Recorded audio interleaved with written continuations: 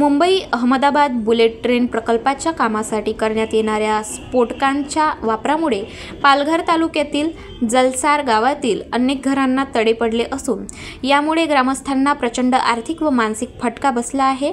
नुकतीच जलसार गावाला भेट देऊन बोईसर विधानसभा आमदार विलास तरे यांनी प्रत्यक्ष पाहणी केली आणि ग्रामस्थांच्या वेदना जाणून घेतल्या। यावेळी बोलताना आमदार तरे म्हणाले की सर्वसामान्य शेतकरी, कामगार, आदिवासी यांच्या घरांना तडे पडणे, शेतीचे नुकसान होणे किंवा त्यांच्या जीवनावर परिणाम होणे हे कुठल्याही परिस्थितीत योग्य ठरणार नाही। मी स्वतः जिल्हाधिकारी व संबंधित यंत्रणेशी तातडीने बैठक घेऊन ग्रामस्थांना न्याय मिळवून देण्यासाठी प्रयत्न करणार आहे। गावकऱ्यांनी आमदारांना सांगितले की गेल्या काही महिन्यांपासून बुलेट ट्रेन प्रकल्पाचे काम वेगाने सुरू आहे। या कामात वापरल्या जाणाऱ्या स्फोटकामुळे शेजारील घरे हादरत असून भिंतींना व पाया भागाला तडे पडत आहेत।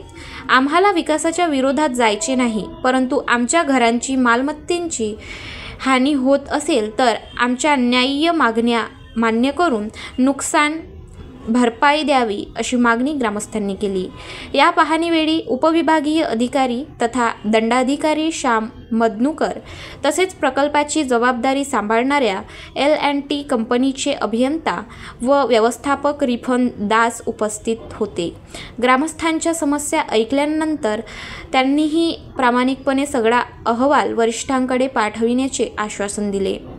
ग्रामपंचायतीच्या वतीने सरपंच साक्षी गावड, उपसरपंच विक्रोश म्हात्रे, स्वप्नील केनी, तेजस पाटील, सूरज साळुंखे तसेच गावातील अनेक पदाधिकारी व ग्रामस्थ उपस्थित होते। ग्रामपंचायतीनेही जिल्हा प्रशासनाकडे लवकरात लवकर नुकसानग्रस्त घरांचे पंचनामे करून नुकसान भरपाई देण्याची मागणी केली आहे।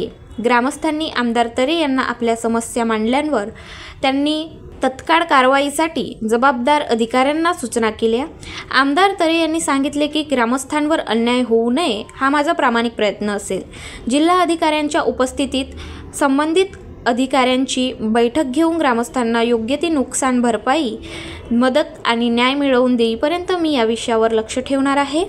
बुलेट ट्रेनसारखा देशाचा महत्त्वाचा प्रकल्प जलद गतीने पूर्ण होणे आवश्यक असले तरी स्थानिकांचा विश्वास संपादन करूनच तो मार्गी लागला पाहिजे असे मत व्यक्त करून आमदार तरे यांनी गावकऱ्यांना दिलासा दिला।